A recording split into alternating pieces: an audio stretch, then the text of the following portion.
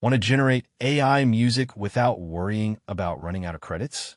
Here's how to access the AI music features included with eligible Artlist Max plans. Start by logging into your Artlist account and checking your subscription details.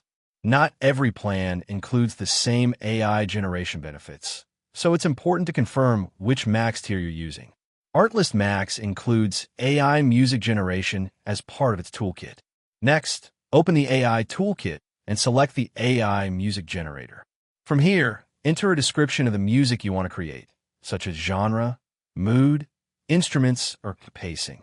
If your plan includes unlimited generation features, you can continue creating music using supported models without consuming credits for those eligible generations, subject to Artlist usage policies and plan limitations.